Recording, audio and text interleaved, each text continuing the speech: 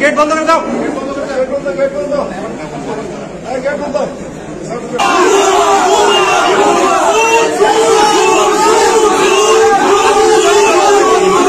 অফেন্সে কোনো দামাদি হয় না, কোনো বিলম্ব হয় না।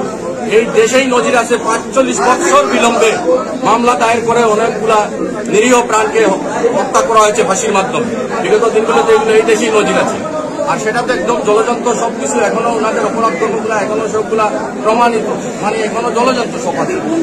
18 সালে সংগঠিত যে অপরাধ ছিল বিস্ফোরক আইনে 18 ডিসেম্বর 2018 সালের ঘটনা।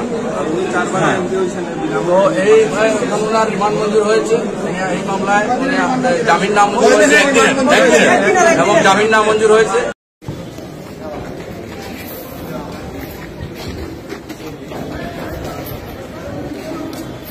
এখন হাজতে নেওয়া হচ্ছে, এরা কারাগারে নেওয়া হচ্ছে। দেখতে পাচ্ছেন এই গাড়ি দিয়ে কিন্তু তাকে নেওয়া হচ্ছে। আপনারা দেখলেন কড়া নিরাপত্তা দেওয়া হচ্ছে, কড়া পাহারায় নেওয়া হচ্ছে পুলিশ সদস্যকে।